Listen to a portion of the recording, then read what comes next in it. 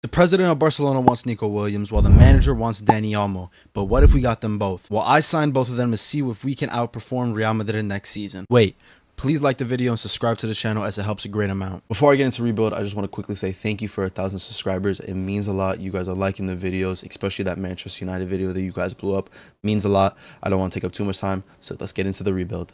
With Olmo and Williams coming into the squad, it makes it interesting to see how they will line up. Obviously, they don't have Yamal in the game yet, unfortunately, and I would like to, enter a mod and create him, but I also want to see and play Rafinha because Yamal, while he's still young, he can start. He's shown it. I do like Rafinha as a player, but I think that Yamal will definitely get the starting spot next season. Lewandowski staying. But going back to the main point, as you can see, I have Pedri, Gundogan, and Olmo in the midfield. Obviously, De Jong is coming off an injury. That's why he couldn't continue in the Euros. However, along with Pedri, I'm not sure the extent of their injuries. So I believe they haven't been playing in the preseason. But with Olmo coming in, creative midfielder, I think he'd be a crucial part of Flick's plan. So my thing is, what do you do? Because you have De Jong, Pedri, Gundogan. Those ideally can be a starting three, but you're bringing in a player for more creativity. I feel like more realistically, Olmo would be on the bench. But for this sake, what I'm thinking of doing is moving on Gundogan since he's 32. Like, he's still a great player. Don't get me wrong. He did amazing for Germany during the Euros.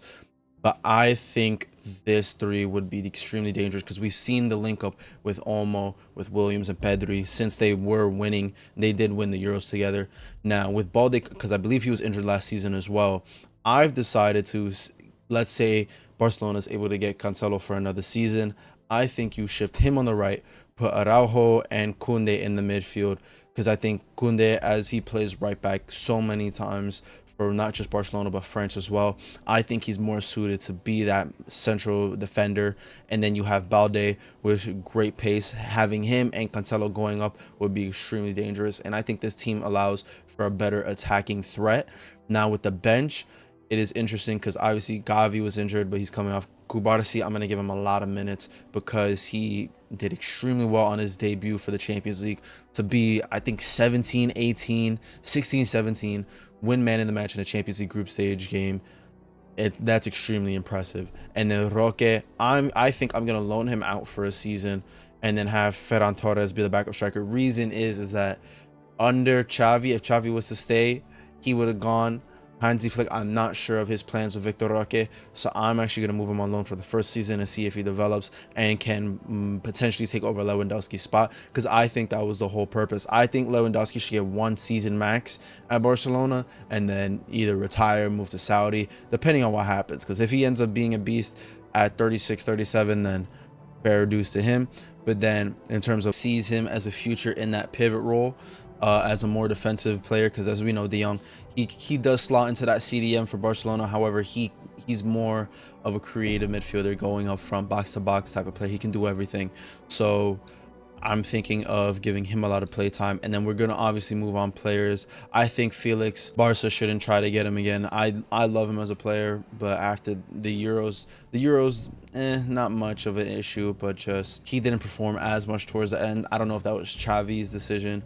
And then obviously Mark Yu going to Chelsea, he's going to be leaving, and any other players that have left the club, we will be, like Alonso on the free agent, we're going to be letting them go. To make the rebuild more fun, since I don't have Lamine Yamal, I'm thinking of using the scouting network for the youth academy. I'm going to send one to Argentina to try to find the next Messi, and then one from Spain in order to try to find our own Lamine Yamal. That way we can have someone besides Rafinha slot into that right wing, because I believe Rafinha might get moved on after next season, since Barcelona tried offering 8 million and Rafinha for Kobe Mainu, which sounds ridiculous, but maybe there are thoughts of him moving on from the club. So that's what I'm going to be doing with the youth academy. Unfortunately, he is not left-footed, but we found our next Lamine Yamal, Ernesto Molina, 70 overall, 17 years old.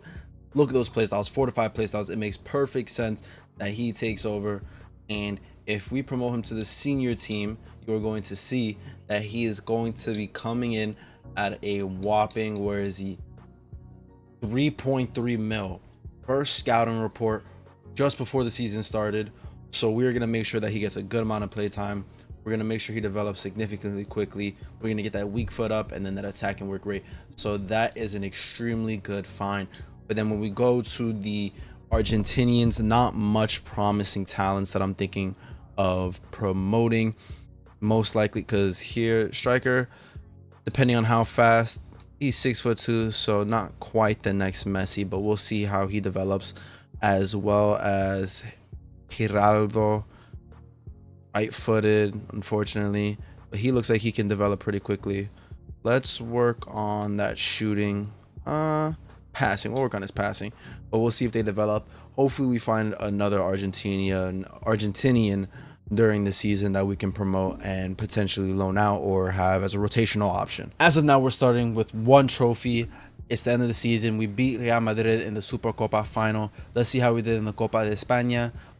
Girona won it in penalties. 11-10 is crazy, but unfortunately, we didn't make the semis or the quarters. We got knocked out in the round of 16 by Tenerife on penalties. Is insane.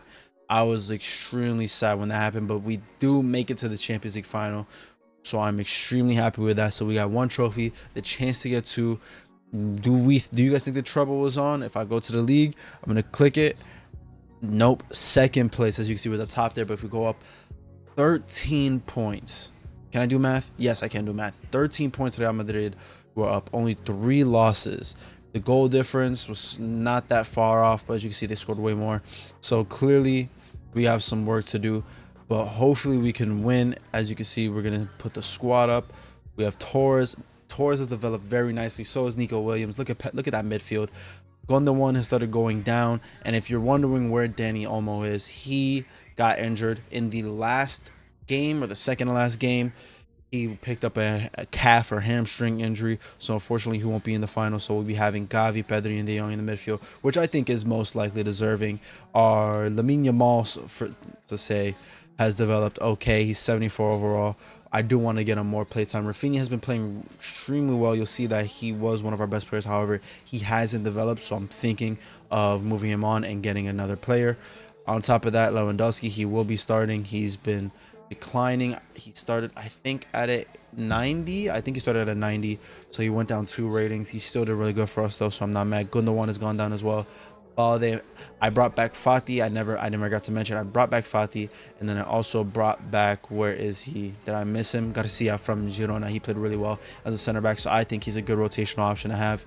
But for the Champions League final, I decided to opt with Koundé. I put him as a right back. I think I need to fully change that, but I gave him the right back position, so that way we can have Christensen and Araujo in the midfield and then Cancelo on the left, which we will see what we do next season if we stay, because unfortunately my live editor is not working for whatever reason. So as you can see, we have a horrible rating. So I think us getting sacked determines on if we win this Champions League, and I'm banking on there being us staying and winning, so that we have a second season. So just in case we get in a cup final, I do get to play that the next season. So I'm actually going to leave this one up to fate, and I'm going to quick sim it. Before I actually go ahead and sim the final, I want to show you the stats. Ferran Torres, 19 goal contributions, 26 game, extremely impressive. I'm happy with him, and I'm thinking of actually either keeping him as the main striker or seeing if we can get a better option that I think would fit the team. Lewandowski, 15-2, decent numbers, but I think with him declining, we're going to move him on. He's probably dropped financially, down 10%. So if you want to do the math from 52, you do the math. And then if we go to Rafinha, 19 goals. He is tied as top goal scorer with Nico Williams, but I think he actually got a higher assist. Yes, he did. Phone's going off. We don't like that. Let's mute it up right now. But I am happy with the team. Gavi, I didn't give that much time. He was complaining, but I'm not complaining with how the team went and the lineup. I think we did extremely well. Cancelo, it's not giving me the option. I'm thinking I want to buy him back. I think Cancelo would make sense to stay here for a couple more years on a permanent deal. I think he's a good fullback. I want to see more things about Araujo, because I know he's played a couple games in the Barcelona kit.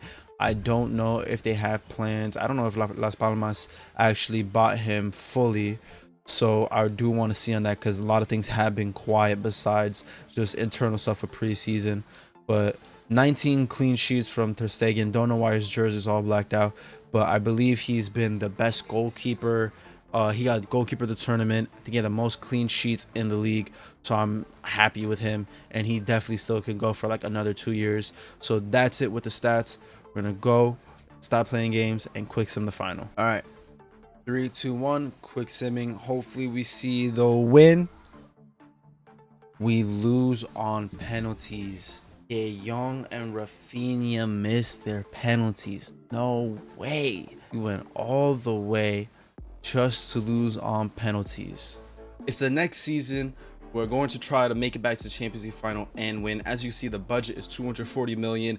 But due to Barca's current financial situation, I just wanted to see what would happen if we get Nico Williams and Dani Olmo just as a what if for that first season. But for the second season, in order to sign players, I'm going to need to sign or sell 2 crucial players because their financial situation is shit. They submitted an offer supposedly for Olmo, and they want to pay 10 million for 4 years, so 40 million in installments, and then if they win the Champions League twice by 2029, then pay them another RB Leipzig another 10 mil, and then the same thing if they win the league twice. And that is just a horrible offer, and I believe RB Leipzig called it ridiculous or something like that. So we're gonna have to sell 2 huge players in order to be able to spend money. So before I show you the 2 players that I'm most likely gonna move on, I forgot, or I hadn't realized that Sergio Roberto did not extend with Barcelona and is a free agent. So I will be getting rid of him in the season, and we'll be using Araujo as the backup right back. But for the main players that are leaving, I think Frankie de Jong is one of them. He's been linked to United multiple times, and I feel like with Barcelona, if they don't do well, I can see him going to a big team. I don't know how much more he wants to stay at Barcelona, so it'd be interesting to see, considering how great of a player he is. He has been injured from time to time, especially over the Euros, but we'll see how that moves. So then we'll be promoting Gavi to that starting role, so we'll have a triple Spanish midfield, just like how it used to be with Xavi, Iniesta, and Sergio Busquets. It'll be Pedri, Gavi, and Dani Olmo, but none of these players really being a defensive anchor like Busquets. So I'm thinking of bringing a backup midfielder to fill in that spot for a couple games where we really need the balance. And then the second player I think is really obvious, Lewandowski. Torres, he's developing really well, and I think he could potentially, I might keep him the back, I might make him the main striker, might make him a backup because obviously we have Victor Roque, but also because I do want to do something a little fun around Barcelona and legendary players that they've had at their club. Suarez is one of the most notable strikers from this past generation as we are coming into the new one, so it makes sense to get a Uruguayan striker, and Darwin Núñez is the player that I'm bringing in. He's coming in at 84 overall. I think it'd be very fun to see if we can develop him and have him take over Suarez's role, as we've seen him do for his national team, because I believe in the beginning of the Copa America, there was a stat where he had like 7 goals like straight in 7 different games. So we're bringing him into the club. He isn't the fastest, but it doesn't matter. As we know, Busquets held that midfield down beautifully, and he didn't have to use any pace. Guido Rodriguez, he was formerly with Real Betis. He's let go as a free agent, and somehow in the beginning of the transfer window, Barcelona did not manage to secure him. He was a promising looking option for them, as they needed a solid pivot role player or the more defensive midfielder, but we're bringing him in as our rotational option. The starting 11 is looking extremely dangerous, with Torres and Williams developing extremely nicely. De Jong and Pedri, Olmo. This is a scary lineup, it looks like. Balde has even gone up to 85, extremely fast. Hopefully his lack in defense and physicality doesn't lead us to conceding more goals. But then we have Rafinha on the bench, Guido Rodriguez. So I'm extremely happy with how we look going into the season. Hopefully we can win the league, Champions League, and maybe another trophy to get the treble. We did it, guys. We finally managed to win the league. I'm saying finally, as it just wasn't a season ago, so the second season. But 96 points, only 2 losses. They came in the last month. We were so close to going undefeated in the league and breaking 100 points. That would have been extremely insane. And along with winning the league, if we go to the Supercopa, we beat we beat Madrid in pens. And then if we go to the Copa de España, we actually beat Granada as well. So we managed to get 3 trophies. And then if we go to the Champions League, we did not win the final. As you can see, it's Juventus versus Manchester City. Unfortunately, we went out against, oh, it was in the quarterfinals. No, it wasn't the semifinals. Am I missing something? Oh no, okay, we went out in the quarterfinals against the Juventus 3-2. Extremely unfortunate. We didn't do much in the second leg, so that was extremely sad. However, we made extremely great process. And then if we look at the development of the team, Nunez 86, Torres 88, Williams 88, Pedri 92, De Jong 89, Ter Stegen staying at 91. The defense, we had Christensen get injured, but he stayed at 85. But the squad is looking amazing. We even got Fati going up a little bit, so is Rafinha. So I'm extremely happy. I think we're gonna call it there. If you guys want to see another season, let me know, and I'll gladly make that happen. But before I do end it, I want to show you the stats. Victor Roque, 23 games, 15 goal contributions with minimum game time. I'm happy with his production. Darwin Nunez, 28 and 5. I don't know actually who our top scorer is. Ferran Torres had a quiet season because he got injured a little bit, but still played the same amount of games as Nunez, so that was extremely unfortunate. But Rafinha with 18 goal contributions, almost 9 and 8, not bad from our creative player. Pedri 15 assists. And then Nico Williams had a quiet game because he was injured for half the season, so that really took a toll on us, even though the team managed to pull through in the end. Besides that, everyone else did really good. Araujo even getting on the score sheet. How many clean sheets? 23 clean sheets held. I'm extremely happy with this season. That's going to be it for me. Have a good rest of your day. Let me know if you want to see another video. Peace.